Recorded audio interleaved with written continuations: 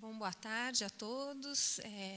Agradeço ao Jorge as palavras amáveis e a todos da ABAMO pela organização dessas palestras, que a gente espera ajude a divulgar um pouco a arqueologia do Mediterrâneo Oriental, enfim, a arqueologia do Mediterrâneo e, claro, né, como o Jorge mesmo mencionou, muitos palestrantes internacionais já foram convidados e gentilmente vieram, mas também muitos palestrantes brasileiros, porque também uma das intenções é mostrar como aqui no nosso país existe, sim, pesquisas e produção em arqueologia do Mediterrâneo, que são bastante avançadas, que estão em paralelo com o que ocorre em outros países da Europa e nos Estados Unidos e do Oriente. Bom, então hoje eu fui convidada a falar sobre o alfabeto fenício. Então eu já quero avisar de cara, como o Jorge mesmo acabou de mencionar, eu sou arqueóloga, eu sou numismata de formação, eu não sou linguista, né? Minha formação é em história, não foi em letras.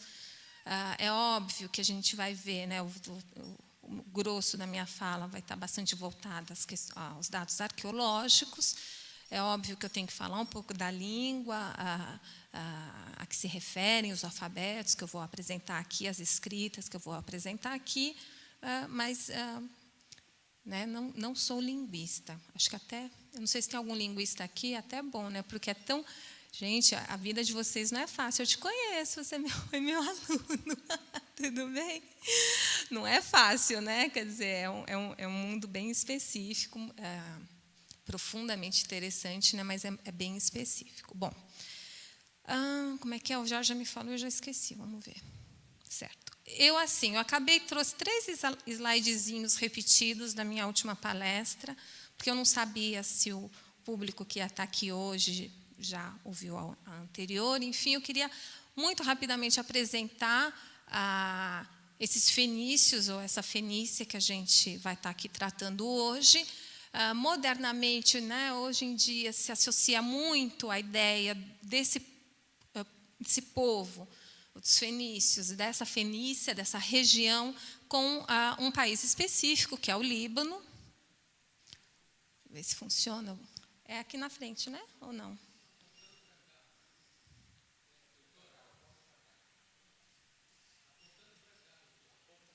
Tá lá?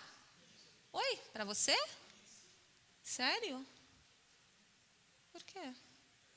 Gente, baixou a... Não entendi. Ah, é? Mas não está mostrando, né? Não é para mostrar. Eu quero mostrar a luzinha. Não é a luzinha? Não tem luzinha?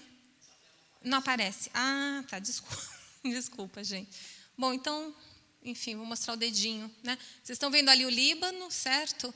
Países modernos, né? Síria, Israel, Jordânia, Egito. Essa região do Oriente Médio, que umas fotos modernas do Líbano, a bandeira do Líbano com a árvore, que é o símbolo, o cedro, que é o símbolo hoje do Líbano, que é, se a gente vai buscar nos textos, nas referências aos fenícios, era uma das grandes riquezas, um dos grandes produtos desse povo. Então, toda essa associação com o Líbano, mas, na verdade, agora aqui, o mapa, eu esqueci que nunca é boa a resolução, né? Puxa. Bom, enfim, esse aqui é um mapa, nem luz dá para ver, né? Aqui é o Egito, tá certo? O Nilo, o Oriente Próximo. Hoje, está vendo aquela ilhazinha em cima? Chipre, né?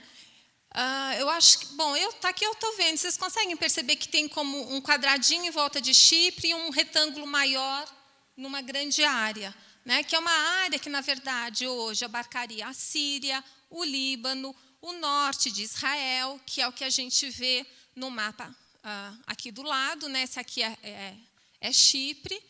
Esse mapinha de cima mostra a proximidade de Chipre com esta costa que a gente chama de Sírio-Palestina, né, ou Levante. E aqui esse mapa, que não dá para ver nada, mas que mostra um conjunto de sítios arqueológicos entendidos como cidades fenícias e cidades do reino de Israel, de Judá e tal, Mas os dois quadrados demonstram, então, nesse que eu quero falar, né, um espalhamento, vamos dizer assim, do que seria essa Fenícia. Né? Ela não pode ficar restrita ao Líbano. Realmente, os sítios arqueológicos, onde a gente encontra uma cultura material que nós podemos associar com os fenícios, vão muito além dessas fronteiras da Líbia moderna, do Líbano moderno, e incluindo também sítios em Chipre. Aqui tem uma demarcação mais precisa, né, as duas flechinhas dessa faixa costeira silo-palestina, que representaria então essa Fenícia, de Xuxu até os Sucas, na Síria, ao norte até Acre, Monte Carmel, ao sul, na costa. Enfim, hoje não dá para eu falar muito mais sobre os fenícios. Obviamente, eles ocuparam também o interior das terras, mas é essa região que seria a Fenícia. Outro ponto que eu acho importante a gente sempre lembrar: Fenícia e fenícios são denominações que nos foram transmitidas pelos gregos, pelas fontes gregas. Então, era como os gregos viam esse conjunto de povos e essas cidades, enfim, essa região com quem eles tiveram muitas relações. Então, eles chamaram os fenícios, e nós os seguimos com esse nome. A gente não sabe, nós não temos documentação textual dos próprios que nos informe como que eles se autodenominavam. Né? E, obviamente, é um caminho das ciências humanas, longo caminho que se percorreu, até se entender, como se entende muito claramente hoje, que a questão de identidade, como você se considera, é uma questão autodada, né? Uma questão construída com o seu grupo e em relação a outros grupos com os quais você não consegue manter a mesma identificação. Ou seja, eu quero dizer com isso, é complicado, né? A gente fala assim, os gregos, os fenícios, os romanos, de quem a gente está exatamente falando. Vocês vão ver aqui, eu vou mostrar depois um mapa de toda a penetração fenícia pelo Mediterrâneo, chegando em Portugal, hoje na Península Ibérica, no Marrocos, né? Mas tem um fundo, tem um substrato cultural básico, mas essas denominações vão mudando. Né? Então, mesmo quando a gente pega umas fontes que falam gregos, falando, ali são os fenícios, o que a gente percebe é o quê? Que esse povo estrangeiro olhava um certo grupo grande, que todos esses sítios, toda essa região, e chamava de fenícios. Mas, no fundo, a gente não sabe se eles também se consideravam tão irmãos uns dos outros. Né? Quer dizer, pelas algumas fontes mais orientais, bíblicas, textos acadianos e tal, o que a gente percebe, alguns próprios textos gregos, que a gente percebe que muitas vezes eles se chamavam de cananeus, ou eles se chamavam, ou usavam o termo, os de Biblos, ou os de Tiro, que são algumas das cidades mais conhecidas dessa Fenícia. Então, o que acontecia ali? Todo mundo ali nessa região se entendia como Tírio, ou era porque Tiro estava mandando? Né? Então, como que os outros se entendiam? Enfim, eu acho importante, porque a gente, né, às vezes vai nesse senso comum, falar fenícios, uma realidade ainda, em termos de identidade, mais complexa do que o termo, ter um nomezinho, né, que os rotule permite a gente perceber. E isso a gente vai começar a ver aqui agora em alguns desses slides. Né? Então, para começar a nossa conversa, né, eu vou falar um pouquinho da língua, que é essa língua que vai ser, então, posta em escrita com o alfabeto. A língua que é falada, então, nessa região é uma língua semítica. Aqui já aparece um novo termo, que é o fenício púnico. Então, o termo púnico é também um termo estrangeiro, foi dado pelos romanos ao fenício do Ocidente. Né? Então, também tem a mesma problemática que tem o termo fenício, criado pelos gregos. Mas, então, nós dizemos que é uma língua fenício-púnica, pertencente à família das línguas semíticas do Noroeste, porque existem vários conjuntos de línguas semíticas. né, por toda essa região. E aí, nesse sentido, o fenício púnico está no grupo do amonita, do edomita, do hebreu e do moabita. Né? Então, aqui eu trouxe um mapinha, não esqueça que não tem a luzinha. Né? Moabe, Edom, aqui embaixo, o reino de Amon, né, dos amonitas. Ou seja, a gente percebe que é uma faixa, né, uma região bastante precisa ali do Oriente. E esse grupo todo pertence a esse subgrupo linguístico chamado cananeu, né, que é, por seu lado, distinto do arameu que está logo em cima. Então, ou seja, né, muda um pouco geograficamente, a gente já tem uma distinção linguística. O fenício aparece documentado, porque para a gente que vai estudar esses povos da antiguidade, você só consegue estudar uma língua se ela foi posta em escrita, né? Óbvio. Para nós, esse fenício aparece documentado pela primeira vez com o sarcófago do Ahiram, que a gente vai ver com mais detalhe mais para frente, que é datado do século X, século XI a.C. Então, seria esse marco cronológico, né? Qual é o primeiro momento cronológico que você pode marcar com uma documentação que existe o fenício, essa língua semítica, século X a.C.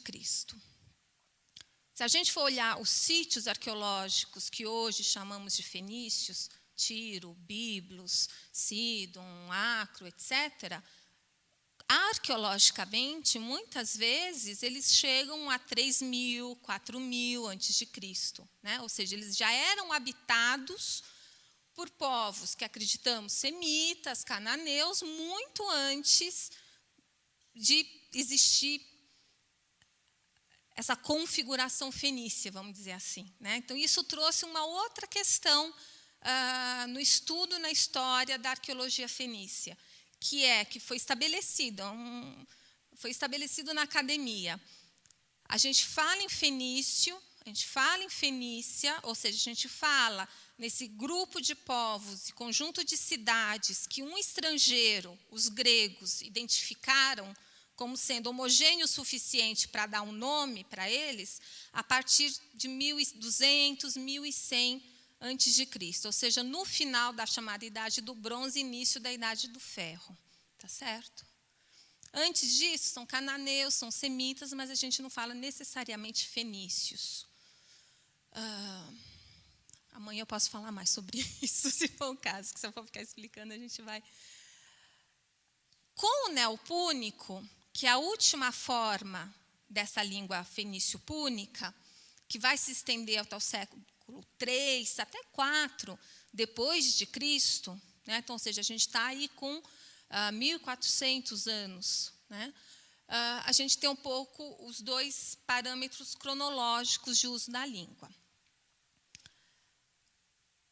Existe uma documentação muito fragmentada que não permite, de fato, que você construa uma afirmação com absoluta certeza, pequenos pedacinhos, a alça de um vaso com alguma letra gravada, um tabletinho de Amarna, no Egito, com algumas grafias também, que dão sinais gramaticais do que será esse fenício. E isso já aparece no século XIII, por exemplo, datado já do século XIII. Então, é óbvio, né? A gente tem que sempre pensar que é um processo de constituição de uma língua, de uma cultura, de homogeneização de um povo, é um processo que vai necessariamente ser longo, né? Bom. Aqui é o mapinha que eu falei para vocês. Tudo que está em verde são sítios gregos. O que está em vermelho são sítios fenícios. Ou depois cartagineses, púnicos, enfim, né? Vocês percebem que ultrapassa o Estreito de Gibraltar e alcança a costa do Atlântico, tanto para o norte quanto para o sul. Então, inicialmente restrito à costa do Líbano, do norte da Síria, e do sul de Israel, ali está grafado errado, o fenício vai se propagar com os comerciantes, com os artesãos e com os colonos que vão se espalhar, então, por esse Mediterrâneo. E essa propagação, a gente vai ver, né, começa já no século IX, pela Ásia Menor, na Palestina, depois vai indo para o Ocidente, alcança o Egito, Chipre, as ilhas do Egeu, ou seja, a Grécia, Malta, Sicília, Sardenha, toda a África do Norte, o sul da Espanha e o sul de Portugal.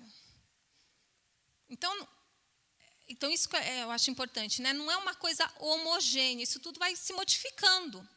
À medida que vai indo, um colono vai para o outro lado, é a mesma coisa que a gente fala, o português falado em Portugal é muito parecido, mas tem uma diferenciação com o português do Brasil, o inglês britânico com o inglês americano. Agora, vocês imaginam, num período de 1000 a.C., 800 a.C., onde os laços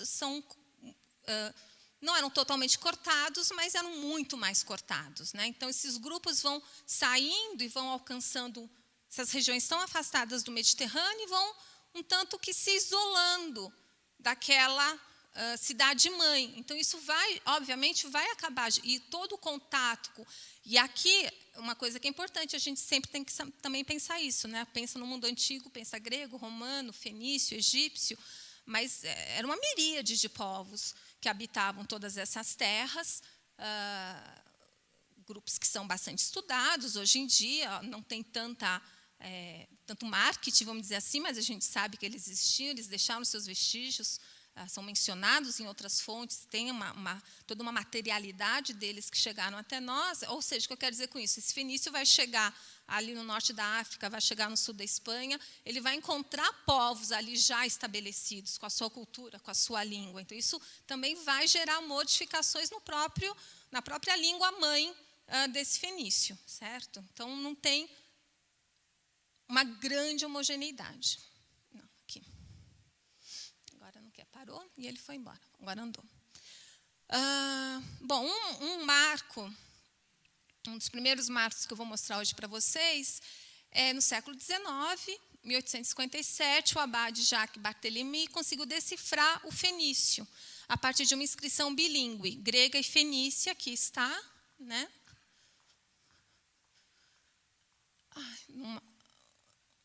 Numa espécie de estela, de uma lápide, um pedaço de pedra gravado. Aqui em cima, nossa, assim, até eu quando chego perto já não... Aqui em cima está o fenício, aqui embaixo está o grego, né? Então, também é essa questão. Todas as línguas...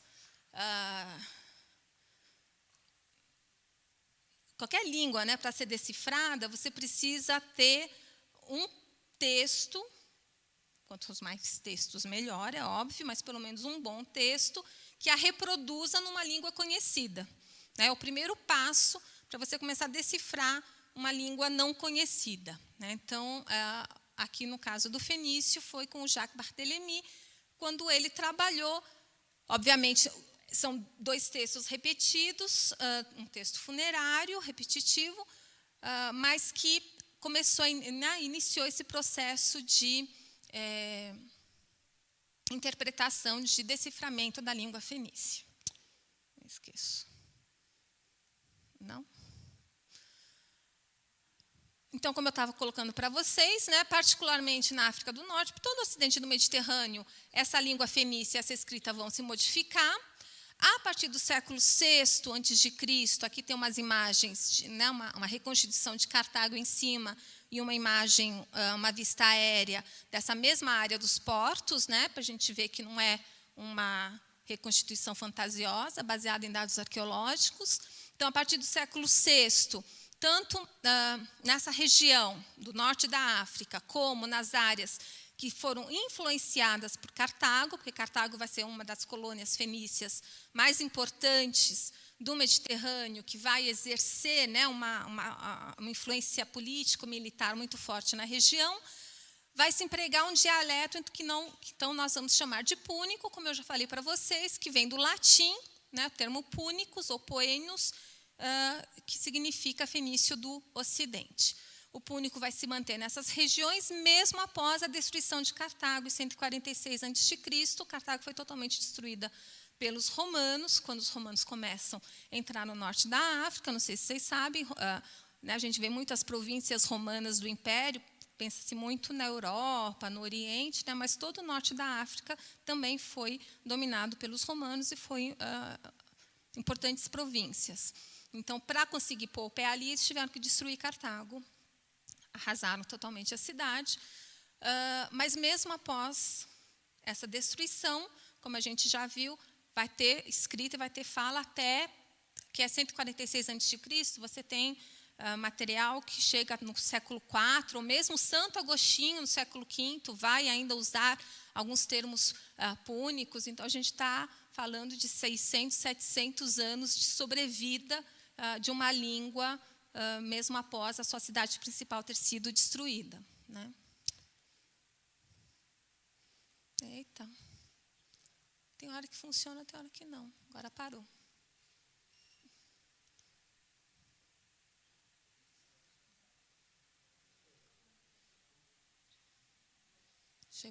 Epa, agora foi. Bom, o púnico, ele tem um desenvolvimento que a gente chama púnico tardio, que ainda, na verdade, foi muito mal estudado, pouco decifrado, não se conhece bem a gramática, as regras, ou seja, tem material para ser estudado, se alguém quiser. Se você quiser, pode ser estudado.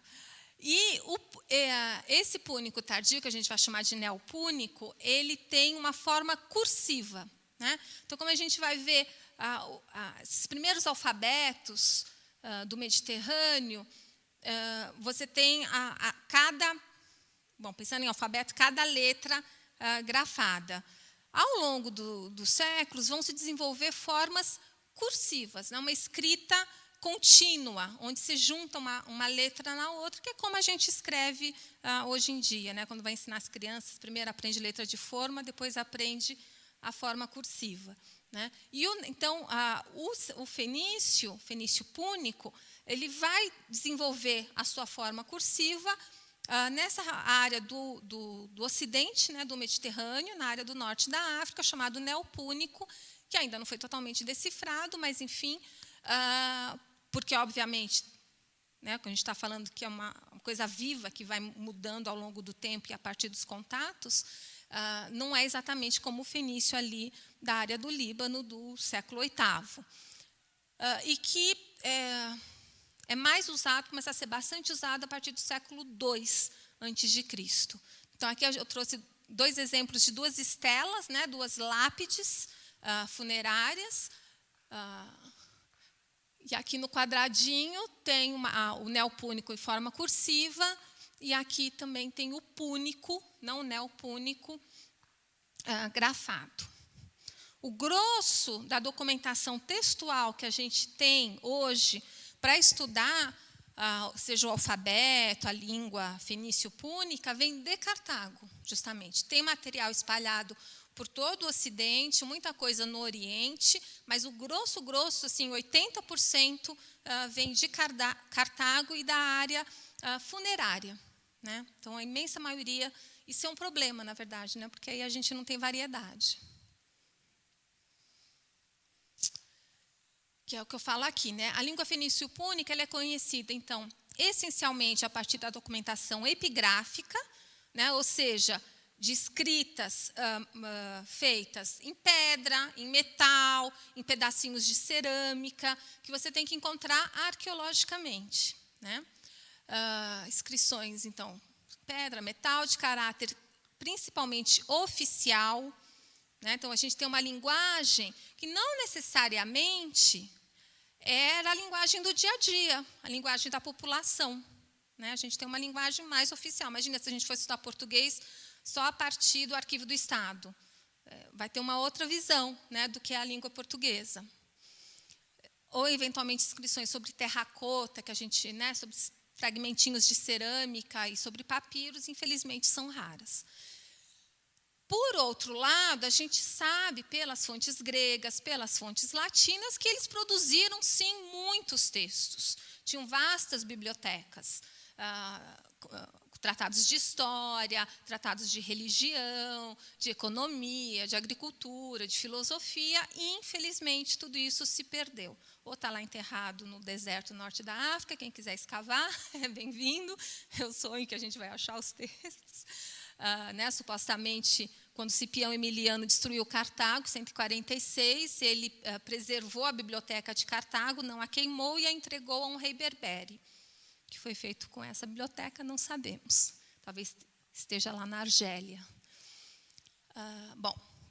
Por outro lado, a gente tem um pequeno testemunho literário da língua púnica, que foi preservado e transmitido de uma maneira mutilada, ou seja, a gente não tem a peça tudo, o texto todo bonitinho escrito, numa comédia latina, o Poenulus, que quer dizer o pequeno púnico, do Plauto, nos versos de 930 a 949. Ou seja, você tem um texto todo em latim, e nesses versos de 930 a 949, o Plauto resolveu reproduzir uma fala em púnico. É como se a gente fizesse uma peça em português e, em um dado momento, um dos personagens sai a falar inglês ou fala francês, e isso está escrito no texto. Mas é muito pouco, é mutilado, enfim. Há poucos textos fenícios e púnicos com transcrições em grego que vão permitir, por outro lado, nos mostrar uma questão também importante, que é a indicação das vocalizações, ou seja, como que você pronuncia aquelas palavras. Porque qual é a grande questão? Como toda língua semítica, como hoje o hebreu, o árabe, o fenício só grafou as consoantes. A gente vai ver aqui, eu tenho um slide que mostra, eventualmente, tardiamente, eles começaram a fazer algumas pontuações, isso mais no Ocidente, para mostrar a vogal. Mas é muito tardio isso. Então, a gente, de fato, não sabe. Você tem lá a consoante, você não sabe se é um A, se é um E, se é um I. Até o meu e-mail que está no final, acho que eu pus. Está no último slide, quem quiser, tiver alguma dúvida, quiser conversar, enfim, depois, vocês vão ver, é Tanit, que é o nome de uma deusa, uma divindade cartaginesa muito importante, e tal, e tal, e tal. Eu tenho isso há muitos anos, eu sei que é meio infantil, mas eu tenho desde os 18 anos, eu mantenho esse e-mail. E é Tanit. Pois muito bem, há uns 5, 6 anos atrás, descobriram um pequeno fragmento epigráfico, bilíngue, aí a Tanit está grafada em grego como Tinit, com I. Aí toda a comunidade se alvoroçou, descobrimos como falar Tanit e tal. Enfim, não sei, de repente grafaram errado. A gente podia dar toda uma outra palestra sobre os erros dos escribas. A arqueologia também é isso, você não pode construir muita coisa em cima de um dado só. Mas virou um alvoroço, é Tinit e tal. Enfim, eu mantenho o Tanit, pessoal. Então, a gente tem muita dificuldade de, justamente, entender a vocalização da língua. Por outro lado, nomes próprios, fenícios e púnicos, também foram transmitidos por fontes acadianas, gregas e latinas, e, como eu já mencionei, o Santo Agostinho também, eventualmente, transcreveu algumas palavras. Então, você vai navegando por esses mares tortuosos. Por fim, a gente tem um conjunto também muito pequeno, 30, é muito pequeno, 30 inscrições chamadas latino-púnicas. O que é isso? É a língua púnica grafada com o alfabeto latino, que é muito restrito, é um resquício dessa força do fenício, do cartaginês no norte da África. São inscrições encontradas numa cidade específica do norte da África, onde hoje é a Líbia, que chama Leptis Magna, que foi justamente a cidade de nascimento do imperador Sétimo Severo, um dos imperadores romanos, o único norte-africano, e que embelezou muito a cidade, foi um dos grandes patronos da cidade durante o reinado dele. Leptis Magna se urbanizou sobremaneira e tal, e tal. E a gente vê ali muito fortemente nas inscrições latinas, como, no fundo, ali era uma cultura fenícia, uma cultura púnica. Né? Então, os nomes das pessoas fenício é púnico, os deuses que eles adoram são, né, miscigenados, escondido naquela divindade latina, na verdade, temos uma divindade fenícia, e tem essas inscrições, né, que é o quê? É a língua púnica escrita com caracteres latinos. Né? Mas também são, enfim, não deixa de ser uma documentação que, na verdade, também ainda é pouco trabalhada pelos orientalistas, enfim, está meio ali restrita, com uma coisa pitoresca do norte da África, foi pouco estudada, mas é um conjunto importante e que aí, nesse sentido, mostra uma sobrevivência da língua de uma maneira bem tardia, né, chegando no século V mesmo, depois de Cristo. Aqui, né, um exemplo dela, justamente no Teatro de Leptis Magna. Isso tudo posto, a gente pode resumir que fenícios a gente conhece, né, com essa documentação que a gente tem. Então, o fenício mais antigo, ali do Oriente, séculos X, século VII antes de Cristo. O fenício clássico, a partir do século VI, que vai aparecer mais fortemente nas inscrições de duas cidades importantes, Tiro e Sidon.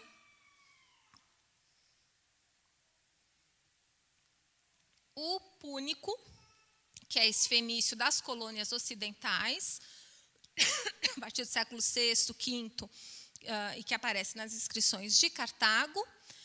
O neopúnico, o púnico tardio, a partir do século II a.C., que já vai ser aquela escrita cursiva. E, interessantemente, Biblos, que vai ser o local onde foi encontrado a primeira inscrição no alfabeto fenício, inscrição do Ahiram. Aqui eu estou balançando todas as datas, né? Século IX, não, escrevi errado, 10º.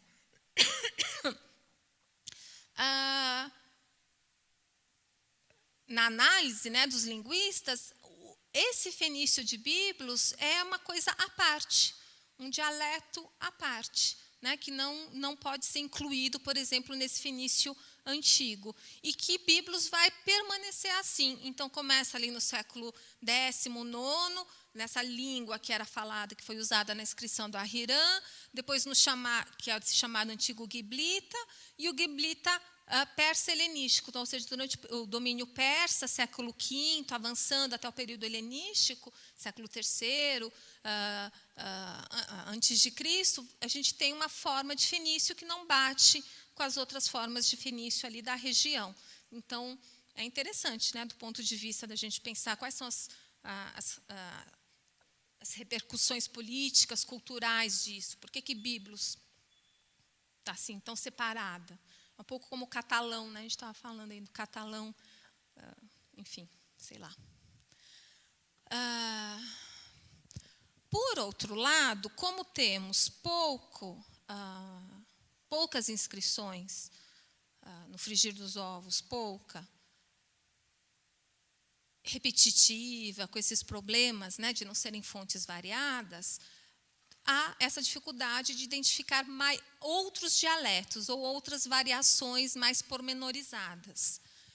Chipre, que é uma área que tem uma população nativa importante, vai ser colonizada pelos fenícios, depois vai ser colonizada também pelos gregos, ou seja, né, uma área muito rica de contato, onde é uma ilha, e culturas tão diferentes como a nativa, a fenícia, semítica, a grega, vão estar ali juntas durante séculos, com certeza produziu uma língua diferenciada.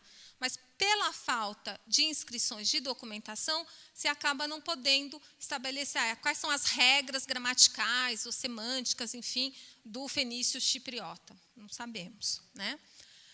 E, como eu já coloquei, igualmente difícil é a vocalização. O que vai acontecer, que eu falei daqueles pontinhos, né? Os latinos chamaram esses pontinhos de matres lectiones, né? Signos consonânticos para indicar as vogais, que vão aparecer no fenício, lá no Oriente, em época bastante tardia, e com mais frequência no Ocidente, a partir do século IV, e depois, de uma maneira mais consistente, com o neopúnico. Mas é muito picado, né? Bem tardiamente ali na Fenícia, depois um pouco no Ocidente, que a gente eventualmente tem alguns sinais de vocalização, e mesmo assim não significa que os tradutores, os estudiosos, conseguem, de fato, traduzir, né? Tanto que a tanite era tanite por décadas, aí até que virou tinite. Então, a vocalização, quando ela ocorre, ela acaba muito sustentada pelas transcrições, como eu já mencionei, dos nomes próprios e das palavras em acadiano, grego e latim, e também por analogia com o hebreu bíblico, que é, no entanto, diferente do fenício em muitas questões, e que não foi ele próprio, o hebreu, uniformizado, a não ser tardiamente, pelos massoretas entre os séculos VI e V depois de Cristo. Então, também tem esses problemas. Uma outra coisa que eu sempre falo, assim, que às vezes eu fico pensando nas pessoas que nos escutam, né? Na arqueologia, diferentemente da história, que vai dar uma data por ano, às vezes por mês, às vezes por dia, a gente trabalha em grandes tomadas, né? O século tal, depois o século passa 3, 4 séculos e logo teve uma mudança. Não é logo, né? É que como a gente acaba trabalhando com esses blocos cronológicos, você acaba incluindo assim no teu vocabulário. Isso é muito recorrente, até, né, nos textos a gente não durou muito e mudou. Aí você vai olhar e, se não durou muito, são 200 anos, são 8 gerações, imagina, né? Mas é um pouco essas dificuldades que a gente enfrenta. Travou de novo? Vai, amiguinho. Foi.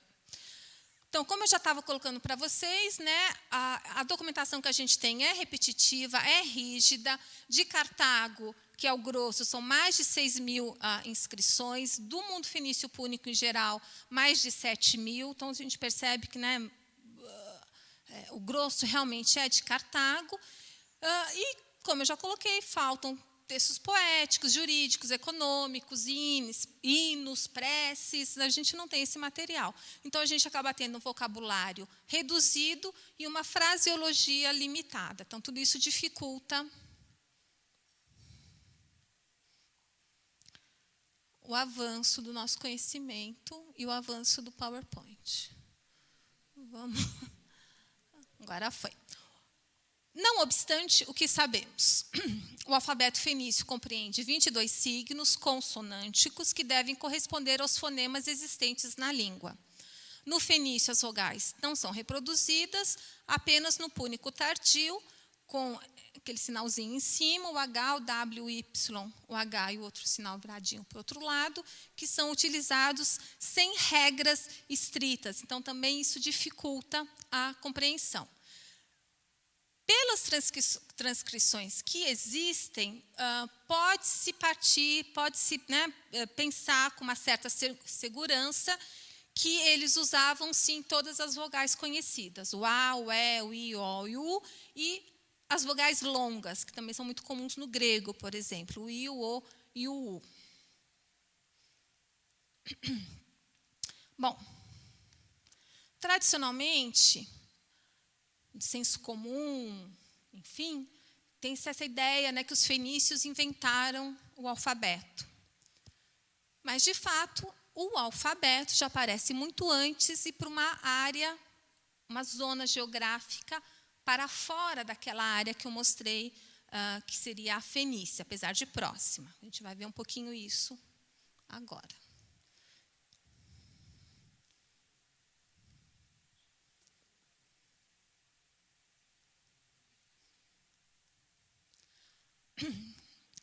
Primeiro esses proto-alfabetos foram encontrados no norte da Península do Sinai, que é a grande planície costeira do Levante, né, datadas do Bronze Médio, que são denominadas proto-canaanitas, nome que agrupa um conjunto de fato disperso. Aqui tem um exemplinho de um pedacinho de pedra com esses desenhinhos em cima, que é essa escrita, que foi identificada como um proto-alfabeto. é uma escrita que vai se aproximar de um outro proto-alfabeto que a gente vai ver em seguida, que é chamado de proto-sinaítico, porque também foi encontrado ali na Península do Sinai, e que lembra tanto o fenício como o antigo hebreu. As inscrições desse proto-canaanita foram gravadas em cerâmica, em pontas de flecha, nomes, pedras talhadas, e são encontradas em sítios variados, como Siquém, Gezer, Bet-Shemesh, Tel El-Laju, Laquish, que é o moderno Tel El-Duer, e marcam, então, o início do processo de constituição de um alfabeto. Né? São as primeiras evidências de alfabeto que a gente conhece. Agora, aí entra assim, vai entrar agora um conjunto muito forte de problemas de datação. Então, os acadêmicos ficam se debatendo, produzindo artigos, fazendo as suas interpretações, as suas análises, as suas datações. Alguns jogam lá para trás, outros jogam lá para frente. Como eu falei, eu não sou especialista, o Jorge me mandou um artigo de um cara que disse, não sei o que. Falei, olha, eu não vou entrar nessa querela, porque ou eu assumo que o cara está correto e venho transmito isso para vocês, eu não tenho, né, não é de fato a minha área para eu falar isso aqui está certo, isso aqui está errado, ou dar a minha opinião. Então, eu optei por ser o mais neutra possível. Então, vocês vão ver que aqui eu ponho uma datação que pode ir de 1700 a 1300, dependendo do acadêmico, né, ou do grupo dele. Então, no fundo, aí, quando eu for falar das proto-sinaíticas, vocês vão ver, mas, Cristina, a mesma datação que você falou da outra, como que essa é antes e essa é depois? Né? É por isso, porque vai variar de acordo com a posição mesmo que o acadêmico vai estabelecer. Não, eu digo que essa veio primeiro por tal e tal razão, dato de tal data, depois essa. Mas, enfim, o que eu quero mostrar hoje para vocês é que o alfabeto fenício, de fato, não foi inventado pelos fenícios, que já existiam experiências bastante interessantes e importantes com a ideia de se grafar letras, né? E isso em paralelo e em comparação com outras formas de escrita que existiam nessa região, que a gente vai ver, que eu estou vendo que eu tenho que acelerar bastante. Que horas que a gente começou? Começou meio atrasado, né? Enfim, então, um fervilhar, né, estava acontecendo ali. E aí é muito interessante a gente pensar de onde que vai vir a ideia de se grafar uma letra, né, e não uma ideia, uma frase com um símbolo. Né? Então, essas experiências estão acontecendo. É isso que eu quero mostrar. Né? Não quero provar quem veio primeiro. Aqui. Ao longo do século XV, esse tipo de experiência vai continuar nas inscrições, então, essas, né, as proto-sinaíticas, que foram encontradas num sítio específico, que é chamado Serabit el-Kadim. Aqui a gente vê algumas delas gravadas na rocha. Vou explicar agora.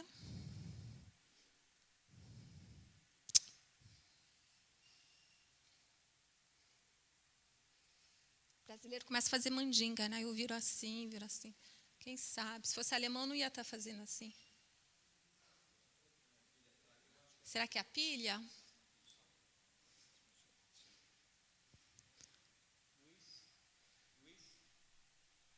Mudou. Não, acho que ele que mudou, então.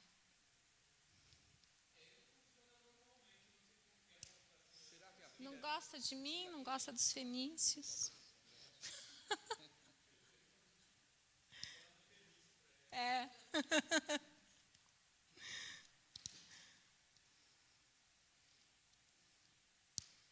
Vamos ver. Vamos lá, amiguinho. Não, Jorge, piorou. Você pode mudar para mim? Porque não está indo. Bom, então, essa escrita proto-sinaítica, né? Também um conjunto pequeno de inscrições, 31 inscrições pictográficas que foram descobertas, ou seja, de figuras, né, de imagens, que foram descobertas há pouco mais de um século nos arredores e na entrada de uma mina de turquesa em Serabit el-Kadim, uma região no centro-oeste da Península do Sinai. Então, essa região é uma região muito rica em minérios, particularmente na turquesa, Esse período do bronze final é um período quando os egípcios estavam controlando muito fortemente toda essa região, e foi essa área então, dessas minas foi bastante explorada pelos egípcios. Aqui, então, a gente vê arqueologicamente alguns vestígios, e ali todo o plano dos edifícios que foram sendo construídos para sustentar essas operações de mineração, né? Então, eles iam expedições para lá, supostamente foram 28 expedições, então não é que se estabeleceu uma cidade e essa cidade ficou funcionando, iam expedições em determinados períodos, e você tem que ter toda uma organização, toda uma estrutura para sustentar aqueles mineiros naquele momento, a retirada das pedras. Obviamente, uma coisa que é essencial quando a gente pensa no mundo antigo, a gente não pode pensar da maneira como a gente faz com o nosso mundo moderno, com o nosso mundo ocidental, contemporâneo, onde você separa todas as esferas. Então, uma coisa é economia, é uma esfera. Coisa política, outra esfera. A religião, outra coisa, está ali separada. Não. No mundo antigo, de maneira geral, várias sociedades, né? Mas particularmente falando no Mediterrâneo, o que um grande estudioso polonês ele cunhou o termo, né? É tudo imbricado. Então, uma coisa está enfiada na outra. A gente não pode tratar como os romanos eram muito exóticos. Antes de sair de casa, eles olhavam para o céu para ver se tinha alguma ave de mau agouro. Então, se fosse, eles nem saíam, não fechavam aquele negócio. Não pode tratar isso como um exotismo, como uma coisa particular ou como uma coisa, né, individual. É a religião. Quer dizer, a religião está misturada em tudo. A crença está misturada em tudo. Então, faz parte da economia, faz parte da política, faz parte de tudo mesmo, de fato. E uma coisa, então, elas se imbrincam. Então, aqui, tudo isso para falar o quê? Que tem uma enorme estrutura de culto dedicada a uma divindade específica, que é a Hathor, uma deusa egípcia. Todo o templo dela foi construído nessa área, porque, entre tantas outras atribuições, né, as divindades antigas, elas também eram... Qual o nome dele mesmo? Luiz, por favor. Obrigada. Como todas as... ainda não é. Como todas as divindades antigas, elas não tinham uma função só, né? Elas eram plurais. E uma das funções da Hathor era ser a padroeira dos mineradores, né, dos mineiros. Então, os grafites foram encontrados na entrada de uma mina específica, e 2 objetos com inscrições com esses grafites protosináticos foram encontrados dentro do templo da Hathor, que era ali, né? Então, os grafites foram encontrados em um contexto ligado ao templo, dedicado pelos egípcios a Hathor, nessa região, que é o coração da Península do Sinai, e que eles exploravam pela riqueza dos minérios, em particular da turquesa. Agora foi o Luiz que foi esperto. Hathor, então, era a patrona, né, dos mineradores, dos mineiros. Aqui uma imagenzinha dela. Luiz, pode? De novo?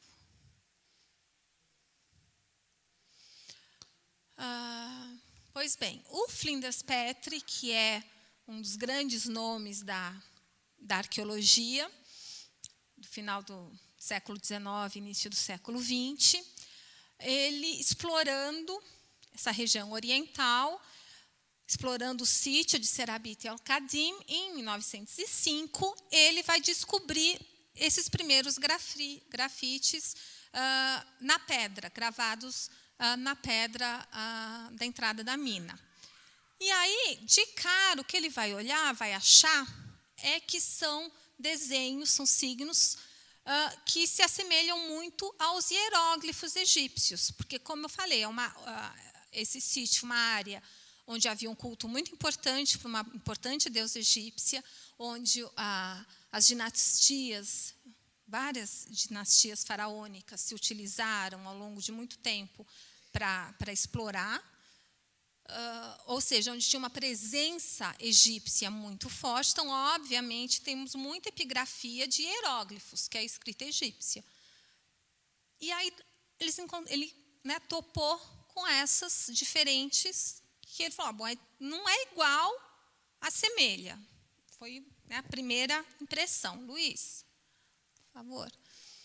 Então, o Petrie logo lançou a hipótese que não eram dos egípcios, que não foram os egípcios que fizeram, que eram dos, talvez, trabalhadores sírios, dos trabalhadores estrangeiros que esses egípcios deveriam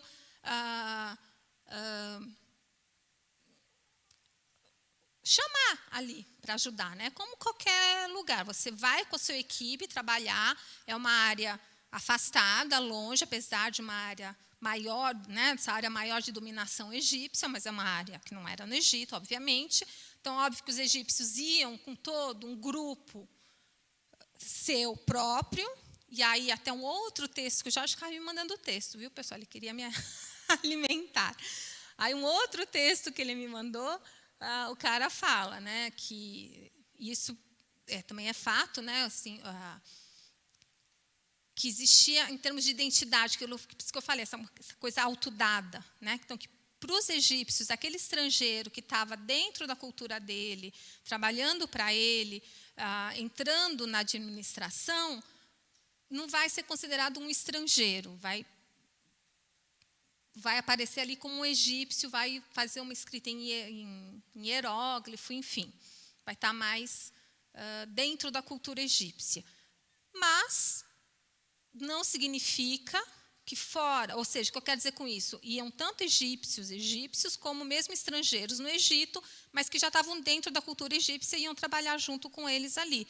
Mas fora esses dois grupos, ainda tinha, sim, os locais, ou populações dos arredores, para as coisas menores. Também, de novo, dá para a gente fazer sempre muitos paralelos, né? Qualquer obra grande, coisa que vai acontecer, vão ter os trabalhadores técnicos que vêm da empresa contratada e vai ter a barraquinha que vai vender comida local, o artesanato que vai não sei o quê, ou se precisa carregar não sei o quê lá, o cara vai se oferece.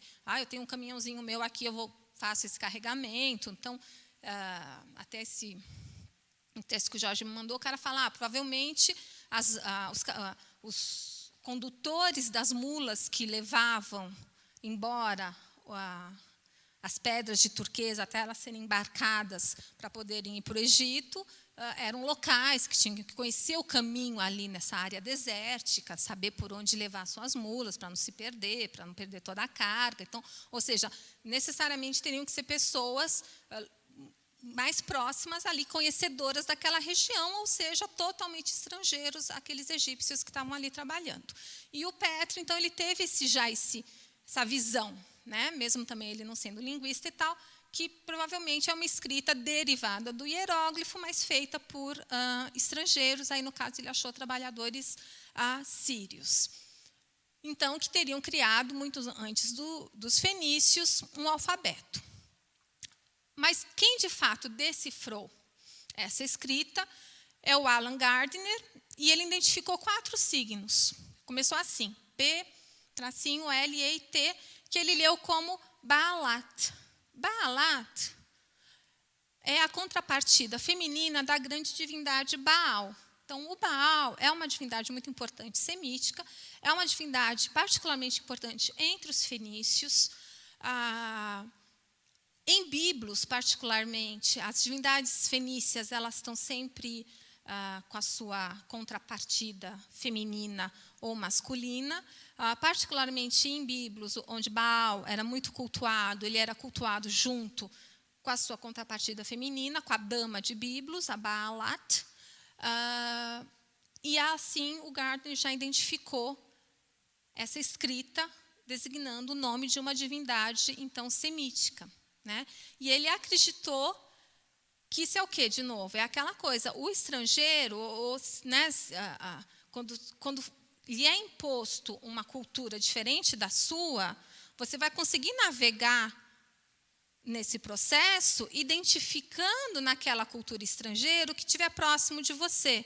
Então, estão impondo o culto a Hathor, mas é uma divindade feminina, protetora, tal, faz sentido para mim como a minha Baalat, que essa é a divindade que eu cultuo na minha terra, por exemplo, né? Então, ele interpretou assim. Uma das inscrições justamente mencionava a Baalat, e ele fala, então, mais uma prova que são estrangeiros, não são egípcios, que estão aqui falando um pouco sobre a vida deles, né? Então, concluiu que a escrita em questão era um tipo de alfabeto semítico, consonântico, cujos signos haviam sido inspirados pelos caracteres egípcios, pelos hieróglifos, mas que não a escrita em si, a ordenação dessa escrita não se configura baseada na escrita do hieróglifo. Vocês estão entendendo? Então, se inspirou no desenho do hieróglifo para fazer a sua grafia e para grafar uma língua que não se relacionava com o egípcio, né? Uma língua diferente. Então, o sistema em si era diferente, apesar de se assemelhar ao desenhinho dos hieróglifos. Ela seria, então, a notação de uma língua semítica aparentada a falada na Síria Palestina, precursora do hebreu e do fenício. Então, aqui, pena que não dá.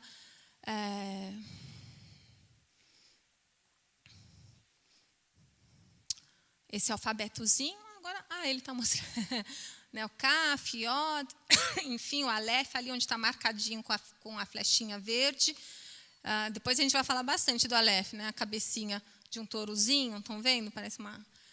né, cada signo representaria um objeto e seria pronunciado como a primeira letra da palavra semítica que ele figurava. Então, por exemplo, o Aleph é representada pela cabeça de um bovino.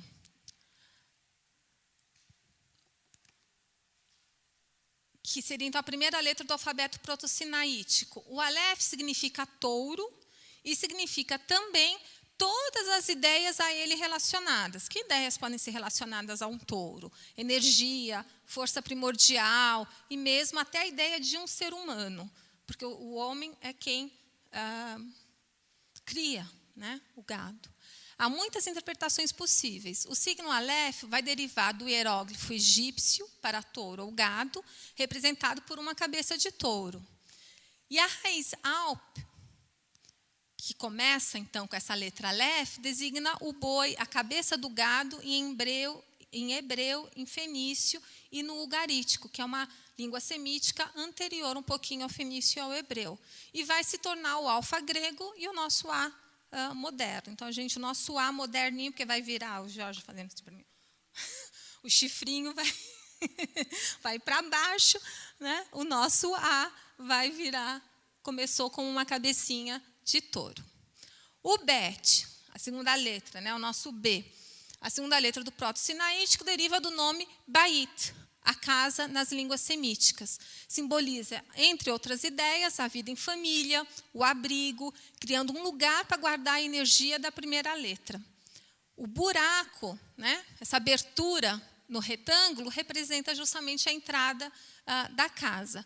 O Bet será adaptado pelo alfabeto grego em beta e o B latino. Por aí vai, né? Eu tinha um livro que tinha todo o alfabeto, eu não trouxe para vocês, o que é um pouquinho demais. Enfim, mas é interessante, né, ter essa percepção clara da existência desses alfabetos, desses proto-alfabetos.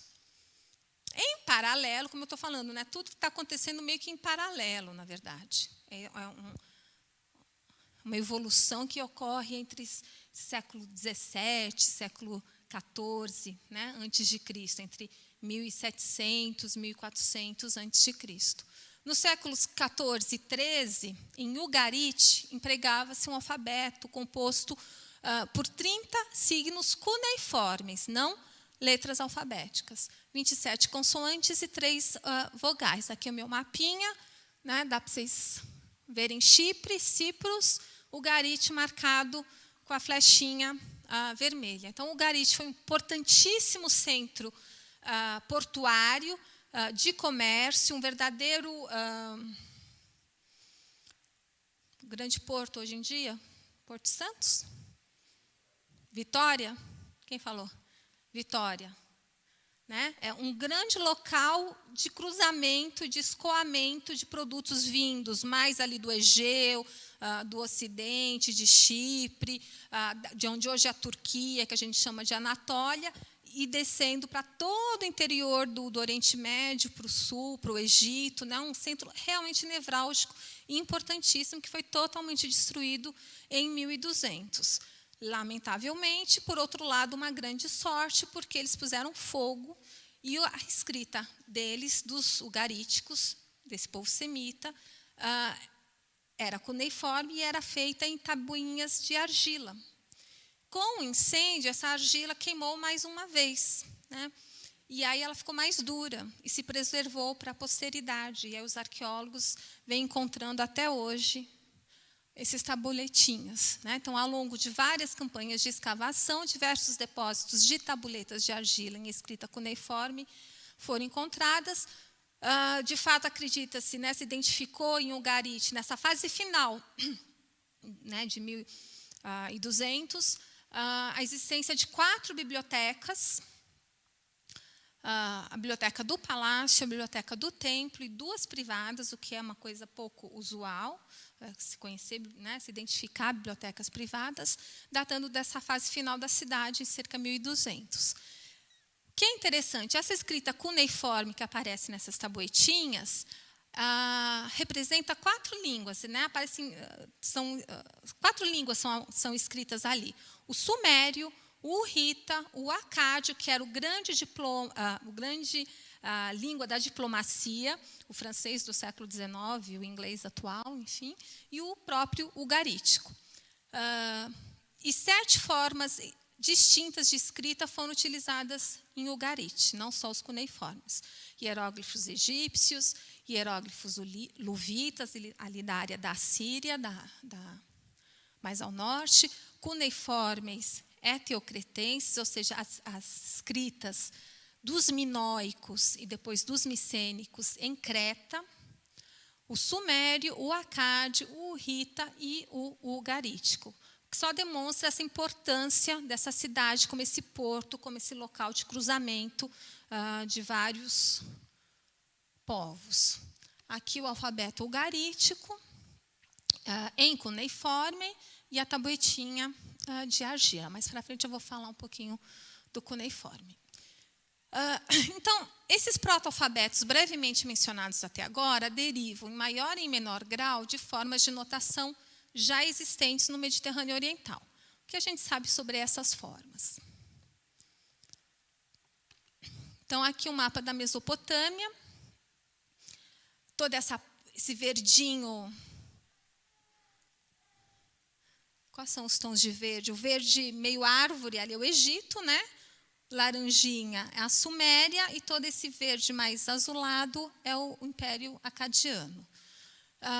Entre o Tigre e o Eufrates, onde está hoje o Irã e o Iraque, né? Que os gregos vão denominar de Mesopotâmia, diversas civilizações se desenvolveram, como todos nós sabemos. Uma das mais antigas foi a dos Sumérios, do 5º milênio, e foram eles que criaram a escrita mais antiga que nós conhecemos, que é o cuneiforme. Ali uma tabuetinha suméria. O que é interessante sobre o cuneiforme para a gente distinguir do alfabeto, né? Então, tratou-se de uma forma de anotação inicialmente pictográfica, isto é, uma escrita constituída de pictogramas, de letras e imagens representando conceitos, ao invés de sons, né? Como é o B, né? O M, enfim, né? Que são sons, que são os fonogramas. Logo, o cuneiforme vai evoluir para marcas de pontas e de figuras triangulares, esse cunho, essa marquinha em cunho que a gente vai ver nas tabuetinhas. A diferença, se a gente olhar dessa dos sumérios com a de Ugarit, que a gente viu antes. A escrita dos sumérios vai ser adotada pela maioria dos povos vizinhos, especialmente os acadianos da Mesopotâmia e pelos hititas na Anatólia. O cuneiforme, então, vai estar reservado, por outro lado, isso é um diferencial importante, a uma parcela muito pequena da população, os sacerdotes e os escribas, que eram encarregados da administração, porque é uma escrita que se iniciou, né, foi utilizada muito fortemente para marcar tarefas administrativas.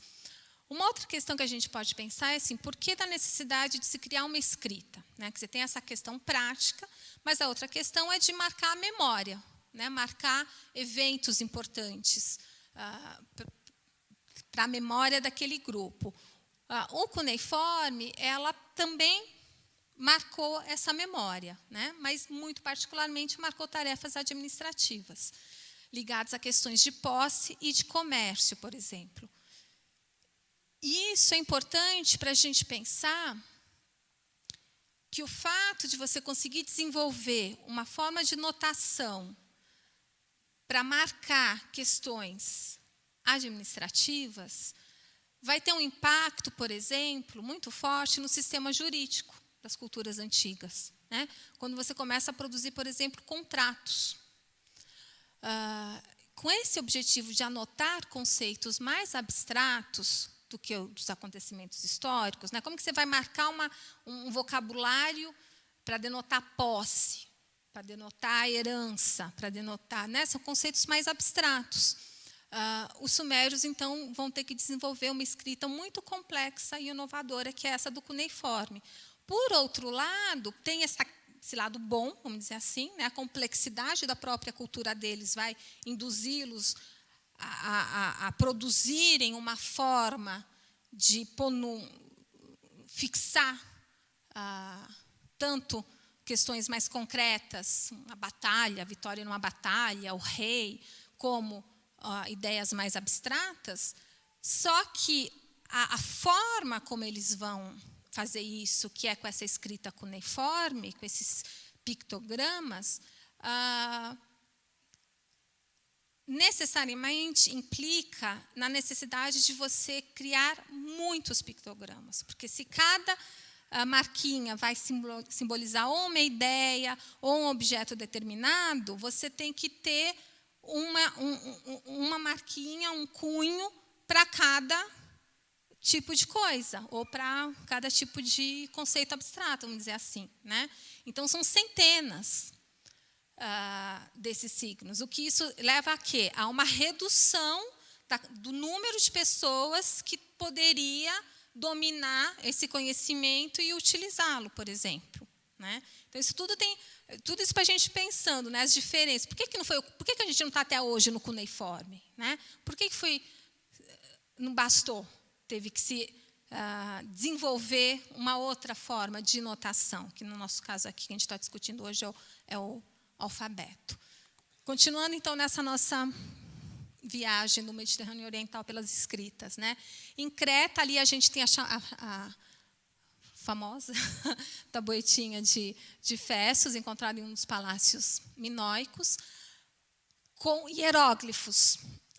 Aqui, esse mapa, dá para vocês entenderem, né, que a Turquia, hoje, modernamente, a Grécia, a Líbia, Egito, né, o nosso Oriente Médio, e aqui Creta, né, a ilha de Creta, que também foi um outro local nevrálgico importantíssimo durante milênios, enfim, toda essa região do Mediterrâneo Oriental, mais além, até se a gente ver, dá para vocês perceberem que são umas linhas vermelhinhas saindo da ilha de Creta, né? São todas as ligações que se fez até hoje, a partir de material arqueológico, de fontes textuais, com as conexões que os povos de Creta entretiveram com outros povos do Mediterrâneo. Ou seja, Creta também foi um local de encontro, né, de muitas culturas. E foi aonde surgiu e se desenvolveu uma civilização chamada minoica. E posteriormente, esses minoicos, em torno de 1400, também, a gente está sempre nessa data, né? Em torno de 1400, eles foram dominados por um grupo que veio do continente grego, que a gente denomina de micênicos. Pois bem, esses minoicos e depois os micênicos vão desenvolver 4 tipos de escrita. Então, os minoicos, o hieróglifo A, o hieróglifo B, o linear A, e do linear B, os micênicos, e do linear A, perdão, os micênicos vão desenvolver o linear B. Então,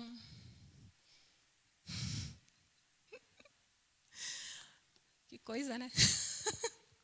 O linear A e o B vão utilizar signos representando sílabas, né? Então, silabário. Fonogramas. Então, aqui, já vou avisando, o linear A até hoje não foi decifrado também, quem quiser pesquisar. O B já foi porque ele é aparentado com o grego, né? Então, aqui é um exemplo de uma grafia do linear A e aqui uma tabuetinha com linear B. Então, o linear A ainda não foi decifrado completamente.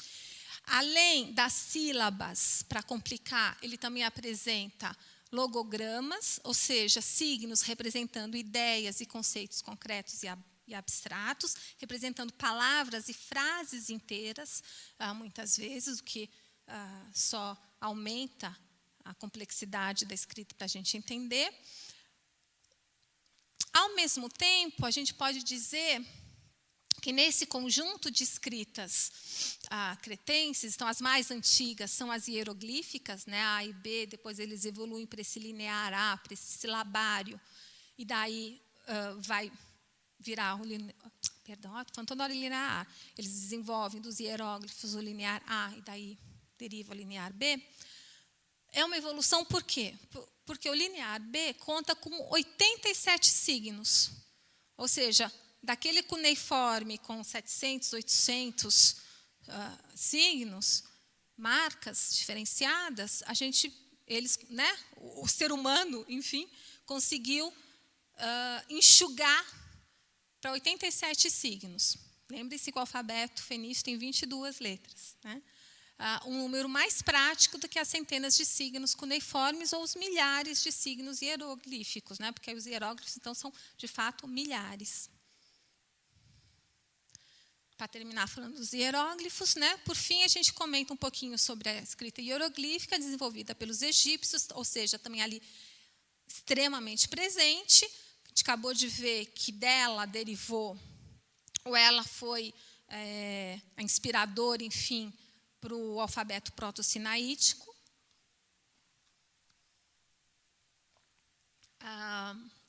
Mas eu lembro que hieróglifo é uma forma de escrita muito comum a diversos povos da antiguidade. A gente não pode associar só aos egípcios, muito pelo contrário.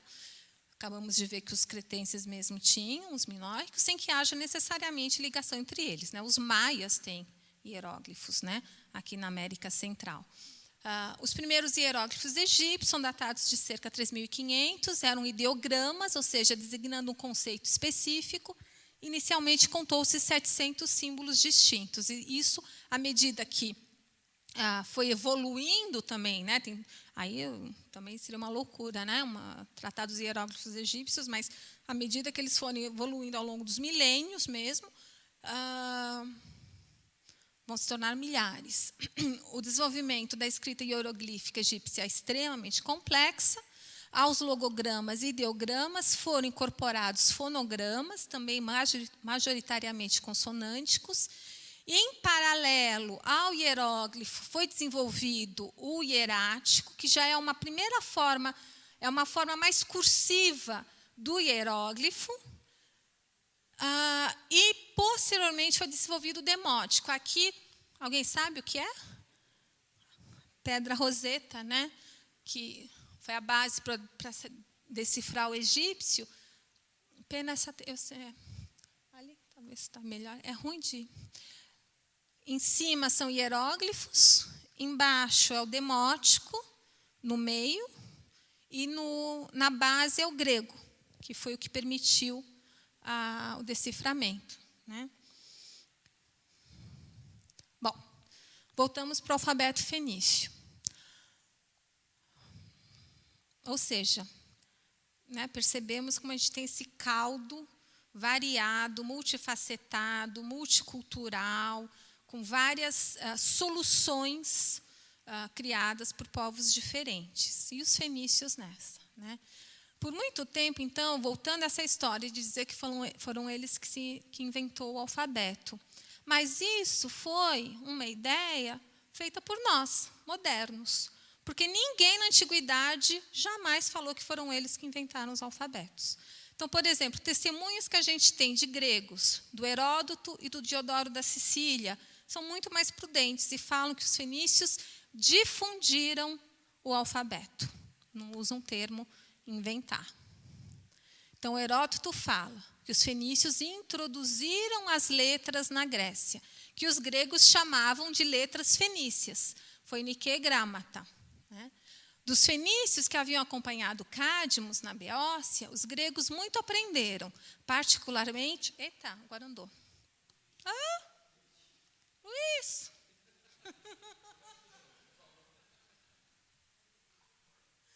Que passa? Nossa, ela tão contente lá, falando sobre o Cadmo. Eita!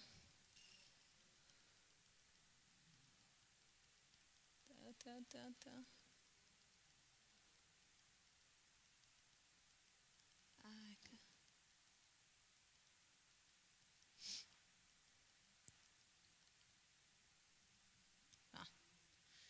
então, dos fenícios que haviam acompanhado Cadmos na Beócia, os gregos muito aprenderam, particularmente a escrita alfabética, a qual os gregos não possuíam ainda o conhecimento. E o Diodoro, Ciclo, que é do século... eu falei antes, né, o Heródoto ele é do século V a.C., e o Diodoro ele é do século I a.C. Então, a gente pode pensar, puxa, mas está tão afastado no tempo, né? Vai saber a informação que ele teve. Mas o Diodoro é interessante, porque esse cara, como o nome dele diz, Diodoro da Sicília, nasceu na Sicília.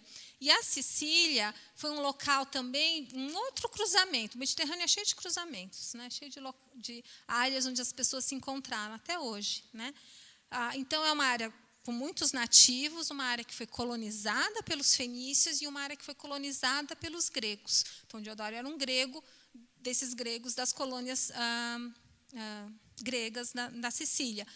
Mas que, obviamente, de novo, numa ilha, estavam sempre em permanente contato com os descendentes dos fenícios, enfim, né, com essas outras populações. E o Diodoro é um cara que, no seu texto, ele sempre fala que ele está se referindo a fonte, quando ele está tratando de alguma questão sobre Cartago, sobre os fenícios, ele diz que a fonte dele é uma fonte fenícia. Se a gente pode confiar, enfim, são outras questões, né? Mas, de fato, ele é um cara que estava ali no meio adequado para isso, né? O Heródoto não, já é aquele grego ali enfiado ali do continente que só pensava na Grécia, né?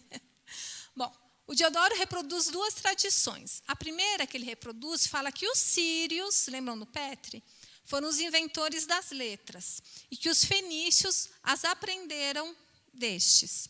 E a segunda tradição diz que os fenícios modificaram as formas das letras. A escrita alfabética em cuneiforme de Ugarit parece comprovar tal tradição, bem como o proto-cananita, o cananeu, e o proto-sinaítico, né, que a gente viu até agora. Bom, qual que é o primeiro documento fenício? Eu já falei para vocês, é o sarcófago de Ahriran, encontrado em Biblos. Nesse mapa não vai dar para ver nada. Biblos está um desses pontinhos vermelhos mais embaixo. Não consigo nem ler. No mapinha verde, que representa a Fenícia, né? A Biblos está mais ao sul. Aqui é uma foto moderna, hoje, do sítio. Ao fundo, a cidade moderna, né? É o terceiro, de cima para baixo. Bom, a inscrição foi descoberta em 1923 pelo Pierre Montet, gravada na tampa, aí são as palavras do Montet, do superbo, do magnífico sarcófago do rei Ahriran. Esse sarcófago, por sua conta, estava bem no fundo de uma câmara funerária em Hipogeu, o Hipogeu 5, da necrópole, de uma área ali da cidade de Biblos. Logo de sua descoberta, foi considerada a inscrição em fenício mais antiga já encontrada. Aí tem toda uma discussão, existem alguns estudiosos que datam essa inscrição do século XII, século XIII. Como eu falei, se a gente for olhar para a arqueologia de Biblos, é uma cidade já formada, urbanizada no 3º milênio, é uma cidade semita, que vai sofrer todo um conjunto também de invasões desses povos vizinhos, mas é uma cidade semita e que vai continuar, né, de 1200 em diante, vai ser considerada Fenícia pelos gregos e tal e tal. Então, também tem essa controvérsia, século XII, século XIII, mas a maioria dos estudiosos bate o martelo no século X, né? Século XI e X. Aqui uma reconstrução de Biblos, que eu achei muito bonitinho, trouxe para vocês, toda muralhadinha. E aqui a inscrição. Está péssima, mal dá para ver, né? Com um assalto. Aqui a inscriçãozinha. A gente já vai ver ela em detalhes. Bom, então, essa documentação inicial que vem de Biblos e, na verdade, outras inscrições posteriores foram encontradas ali nessa região sudoeste, mostra, então, que a gente tem, de novo, né, reforçando, 22 signos de consoantes que corresponderiam ao inventário dos sons existentes para a língua fenícia daquele momento, assim dizem os linguistas, né, nesse século X-XI. É uma escrita que vai da direita para a esquerda. Separadores de palavras são inicialmente utilizados, mas vão desaparecer e vão reaparecer tardiamente, por exemplo. Então, aqui, em detalhes, a inscrição do Ahriman, esse sarcófago, Itobal, filho do Ahriman, rei de Biblos, o fez para Ahriman, seu pai, para que seja a sua morada durante a eternidade, né? Então, aqui embaixo é a tradução linear, né, em francês, a última linha, e na linha do meio é a tradução literal do fenício, né? E se um rei, entre os reis, ou um governante, entre os governantes, ou um chefe de exército, invadir Biblos e abrir esse sarcófago, que ele se machuque, que o seu cetro, que o cetro do seu poder se reverta, que o seu trono, que o trono da sua realeza e que a calma em Biblos desapareça. E ele,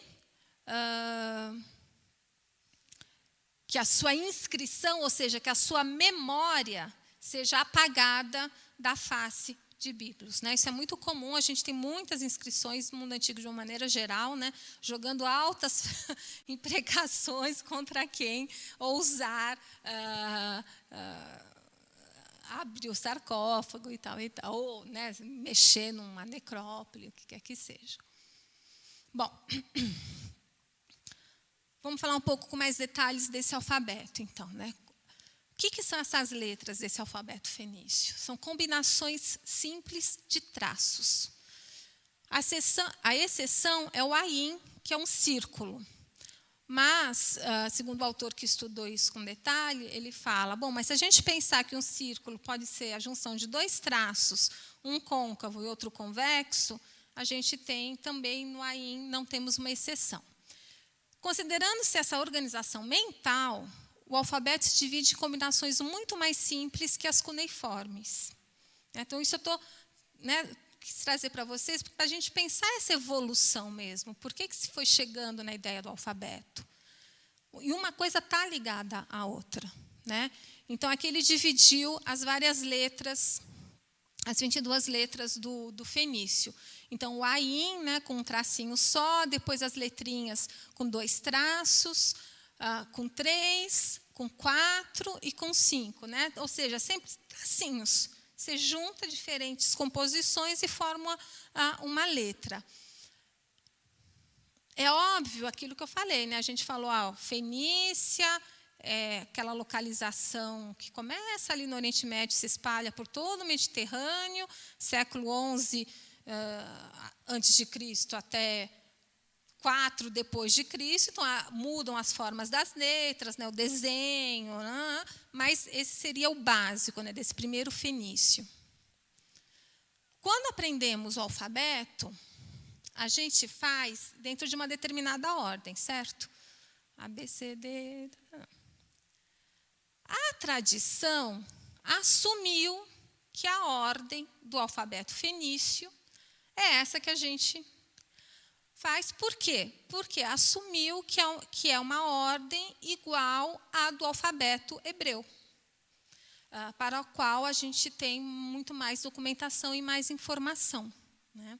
E pelo fato, espero que eu tenha conseguido demonstrar, como esses povos são todos muito misturados nesse momento ali, né, em contato direto. Então, Aleph, Bet, Gimel, Dalet, Re, não sei falar os nomes, né, a ordem do alfabeto hebraico, que é uma ordem muito próxima da nossa atual, a não ser pelo fato que, obviamente, estamos tratando de uma língua, de um alfabeto consonântico, né, não tem as vogais, então termina na letra T. Essa tradução... Eita, meti em francês aqui, esqueci de... é confirmada por um conjunto de dados arqueológicos, né, que a arqueologia confirma essa ordem, ao encontrar sequências do alfabeto fenício em fragmentos cerâmicos do século V e IV a.C., né, mas são muito pontuais. Mas, de novo, a proposição, então, aqui é o alfabeto fenício, né? Aleph, Bet, Gimel, Dalet, Re, que é a mesma ordem do alfabeto hebraico. Termina com tal, né? Aqui, na verdade, essa tabelinha que eu trouxe já mostra, inclusive, para vocês, tá vendo? Diferentes grafias possíveis para uma mesma letra, que vai depender da região, do período e tal, né? Mas sempre essa ideia dos traços. E o nome das letras, né? Cada uma das letras tinha um nome. No entanto, a gente não conhece os nomes fenícios, né? Os nomes que a gente tem foram reconstituídos a partir, de novo, dos nomes hebraicos, certo? Que aí eu trouxe de novo os 2 alfabetos aí para a gente ver. Agora, haveria uma relação entre o significado do nome e o traçado da letra? Por que tem esse traçado, né? 2 possibilidades. Os nomes foram inventados após a criação dos signos e são simples meios de memorização. Teria-se escolhido entre palavras fenícias, cuja primeira consoante fosse aquela que marcava a notação do signo, o nome que tivesse alguma semelhança com o traçado da letra, o que permitiria a memorização, tanto do nome, quanto do desenho, quanto do traçado de tal letra. Por exemplo, o Dunant, ele acreditava nisso. Então ele colocava, procurou-se pelo nome mais simples, mais corrente, mais expressivo e que seria imediatamente compreendido.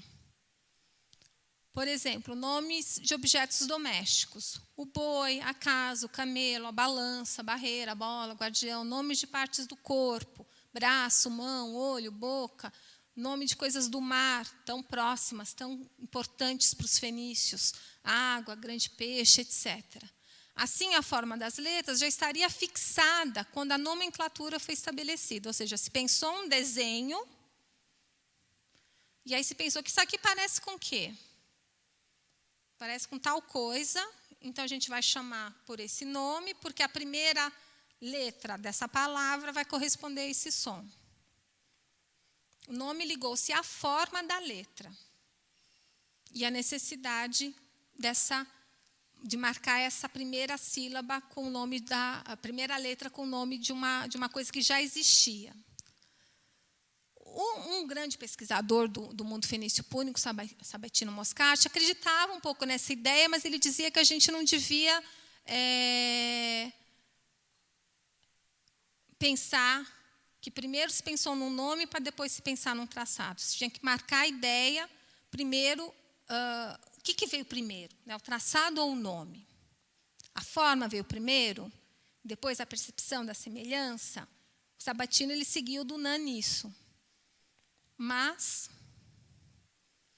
o formato das letras, como vimos, são baseados em traços. Parece indicar que esse caminho é possível. Né? Se fez um traçado, fez um desenho, depois se pensou, o que isso parece? Não sei. Não haveria a preocupação de se representar objetos reais, de cara. Certo? Essa é uma das ideias.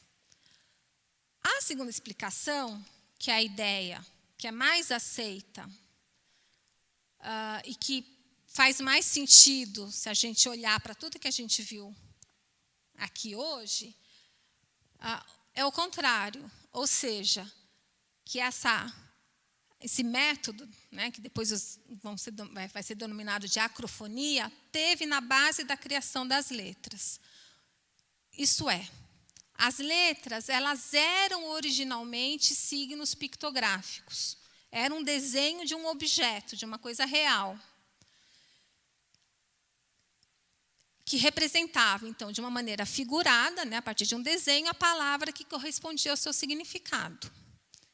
Num segundo momento, esses pictogramas teriam perdido seu valor figurativo, que é essa evolução que a gente viu do hieróglifo, para passar a ser apenas o signo, né, o sinal, a marca da consoante inicial daquela palavra que anteriormente esse símbolo se marcava. Isso a gente viu, né? O Aleph significa touro, vai virar o A, porque a palavra touro em fenício começa com al, nessa raiz al. Então é o A, né? A maioria dos estudiosos trabalham com essa hipótese. Eu quis trazer as duas possibilidades para a gente ver um pouco como é complicado esse mundo. Né? E uma questão que parece banal, não é. E muita gente gastou tinta e ficou pensando e teorizando em cima. Né? O que veio primeiro? Veio o desenho, depois deram um nome, enfim. E talvez esteja aí o sucesso do alfabeto em relação às escritas anteriores, puramente pictográficas. Tem essa questão, ele vai derivar dela, mas aí ele vai abrir uma possibilidade de você grafar, de você escrever com um símbolo só, o A, né? Ele vai servir, um símbolo só vai servir para você grafar um conjunto gigantesco de palavras. O A, eu estou falando do A, vai virar o A no grego, né? O Aleph, que é uma consoante, na verdade, na língua semítica. Vai grafar um conjunto gigantesco de palavras. E você não vai precisar, então, ter um pictograma para cada uma daquelas palavras. Ao mesmo tempo, é necessário lembrar que os signos dessas escritas são muito mais figurativos que os signos fenícios. Né? Então, de novo, pensar que os fenícios vão ter... Né, eu estou aqui batendo na tecla, não foram eles que inventaram, tudo bem, realmente não foram, mas eles têm a primazia, enfim, têm a qualidade de terem sido capazes de levar para um passo a mais de abstração, né, esses pictogramas. Porque mesmo o proto-sinaítico, o proto-canaanita, aqui eu trouxe de novo o proto-sinaítico, né? Então, a cabecinha do touro, do Aleph, eu vou trazer uns exemplos. Aqui é uma das esfinges que foi encontrada dentro do templo da Hathor, em Serbet el-Qaid, com uma inscrição proto-sinaítica. Ainda está um passo antes do que seria o alfabeto. É o início do alfabeto, né? Com essa ideia que vai representar uma coisa que começa com a letra. A palavra que ela representa vai ser aquela letra, certo? Mas ainda está muito perto de um desenho, né? Da coisa em si. Então, por exemplo, o proto-sinaítico, né? Estou falando. O Aleph é uma cabeça de boi com 2 chifres, o Resh é uma cabeça humana de perfil, com nariz e olhos. Na anterior, na proto-canaanita ou cananeu, aqui ele. Você pode pensar que isso aqui é um narizinho, enfim. O Kaf é uma mão com 4 dedinhos, ou uma patinha com 4 dedinhos, enfim, né? Qual que é a diferença? Estão representando letras derivadas de pictografias, como o hieróglifo. O hieróglifo é muito mais complicado, porque vai ter que ter um desenho específico para cada coisa, não tem essa ideia da letra, mas ainda não é a letra, né? Quem vai, de fato, desenvolver a letra são os fenícios. Concluindo, o alfabeto fenício, em razão da sua simplicidade, em razão da... Isso também é uma questão importante, eu pensei isso, né? Estudando para fazer isso para vocês hoje. Também tem essa questão. Os fenícios foram os grandes navegadores de todo esse Mediterrâneo. Eles, como eu mostrei naquele mapa lá, hoje em dia as escavações em Portugal estão cada vez mais avançando e descobrindo sítios arqueológicos onde a gente vê a presença dos fenícios. A gente tem algumas fontes textuais dos gregos falando que eles iam para Cornualha, para Bretanha, buscar estanho e tal, e que eles iam pelo mar. Né? Na antiguidade era muito mais fácil navegar pelo mar do que por terra. Então eles iam de fato pelo mar. E aí tinha assim, um pouco uma coisa, né? Não tem como corroborar, isso é uma ideia falsa, mas já estamos em Portugal. Né? Durante muitas décadas, até poucas décadas atrás, não, parecia que eles tinham parado assim na boca do Estreito de Gibraltar, né? Tinham parado na Espanha. Já estão achando eles cruzando lá, já estão no Atlântico. Então, se eles conseguem entrar, e tem uma diferença, né, nas águas do Atlântico Norte e as águas do Atlântico Sul. Porque no Atlântico Sul, a gente tem vestígio deles em toda a costa do Marrocos e tal. Mas no norte, não, tinha parado, que são águas muito mais turbulentas. Mas as fontes falavam que eles iam atrás de estanho. E que era uma disputa, né? Porque os romanos, por exemplo, disputavam essas rotas comerciais. Aí tem o relato, por isso que a gente sabe, né, que o comandante púnico naufragou, preferiu naufragar o seu navio, morrer, matar todo mundo, do que deixar o navio romano que o estava seguindo descobrir qual que era a rota para o estanho e tal. Mas ainda não encontramos um sítio fenício na Cornualha e tal, mas já encontramos em Portugal. Né? Então, tem essa questão cultural. Né? Eles realmente se espalharam. E, nesse espalhamento, levaram a sua escrita. Né?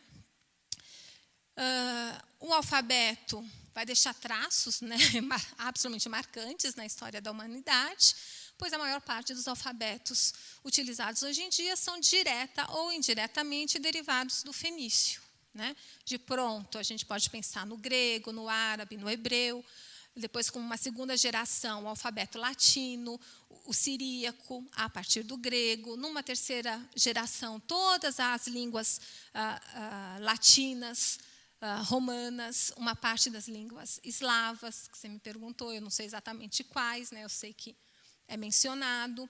Numa quarta geração, as línguas africanas, americanas, algumas asiáticas, né? Todas vem daquela raiz primeira. E ainda podemos pensar no alfabeto armênio, na escrita brahmane, etc.